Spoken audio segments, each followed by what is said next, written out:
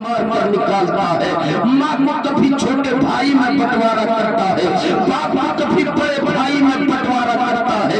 माँ को कभी छोटे भाई में, कभी मंझले भाई में, कभी बहन घर में आए तो तकलीफ होती है, कभी मेहमान घर में आए तो तकलीफ होती है, कभी फूफू घर में आए तो तकलीफ होती है, कभी चाचा घर में आए तो तकलीफ होती है।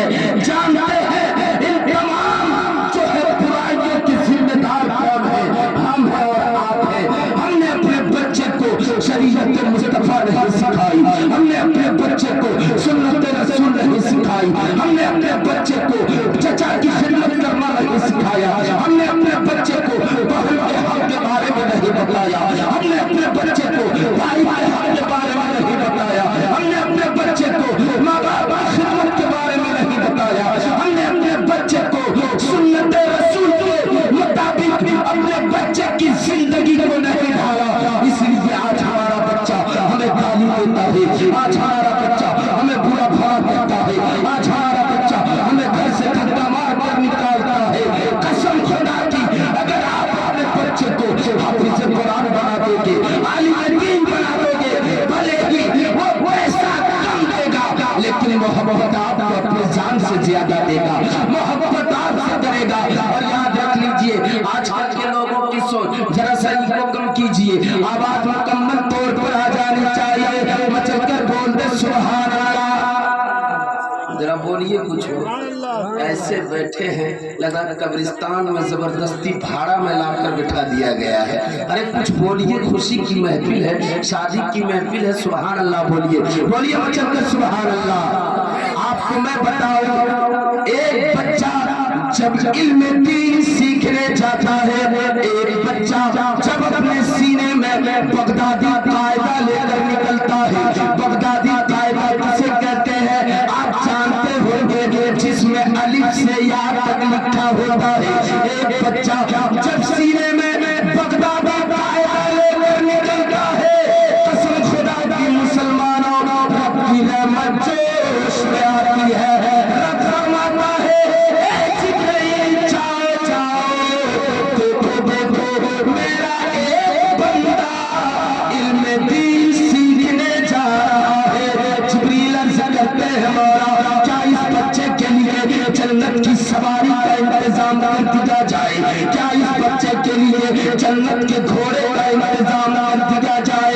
रब फरमाता है ऐ जिब्रील नहीं नहीं, इस बच्चे के लिए जन्नत की सवारी न मंगाई जाए, बल्कि इसके घर से मस्जिद तक या मदरसे तक अपने पर को बिछा दो, तुम्हारे पर पे चल के ये इल्म दीन सीखने जाएगा।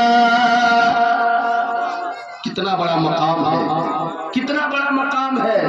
हमने उस मकाम को खो दिया है, हमने उस पहचान को खो दिया है। आज हम सोचते हैं अगर मेरा बच्चा मेरा बेटा मौलवी बनेगा, हाफिज बनेगा, कारी बनेगा तो हमें क्या देगा।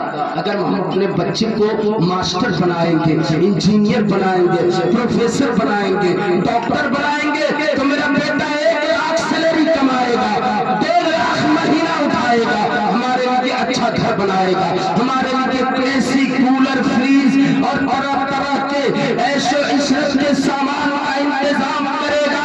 लेकिन नबी पाक की ये हदीस सुनिए मुसलमानों, मेरे आका फरमाते हैं जिसने अपने बच्चे को आलिम दीन बनाया, अल्लाह के रसूल फरमाते हैं वो दुनिया में भले ही अपने माँ बाप के लिए घर न बनाता हो, लेकिन जन्नत में अपने माँ बाप के लिए महल बना देता है।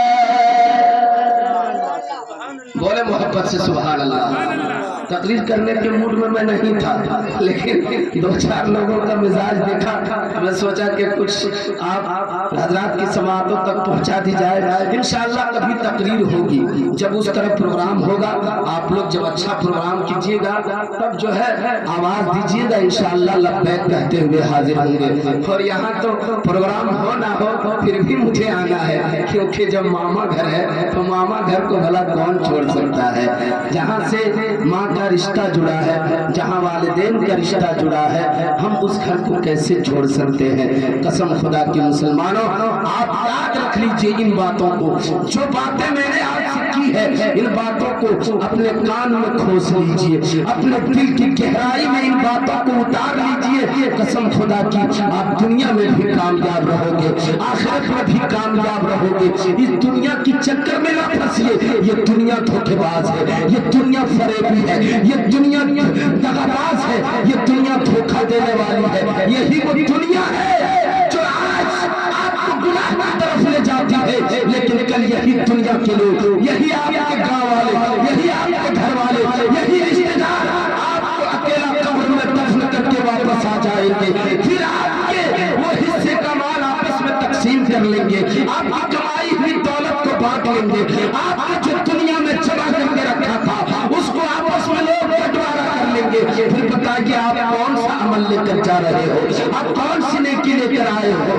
دنیا میں خالی ہاتھ روتے ہوئے آئے تھے، لیکن اگر آپ نے دنیا اچھی بنا لی، آپ نے اللہ اور رسول کے فرمان کے مطابق اپنی زندگی گزار لی، تو قسم خدا کی آپ جاؤ گے لیکن خالی ہاتھ نہیں جاؤ گے، بلکہ اپنے ساتھ نماز کی دولت لے کر جاؤ گے، حج کی نیکیاں لے کر جاؤ گے، زکات کی نیکیاں لے کر جاؤ گے، ماں باپ کی خدمت کی نیکیاں لے کر جاؤ گے، اولاد کی پرورش کی نیکیاں لے کر جاؤ گے، بیوی کے حق کو ادا کرنے کی نیکیاں لے کر جاؤ گے، سماج پڑوسیوں کا جو آپ نے خیال کیا ہے ان نیکیوں کو جب اللہ کی بارگاہ میں لے کر جاؤ گے، رب کی رحمت جھوم اٹھے گی، رب خوش ہوگا، اور جس بندے سے رب خوش ہوگا اس کا ٹھکانہ جنت میں ہوگا، اس کا ٹھکانہ جنت میں ہوگا۔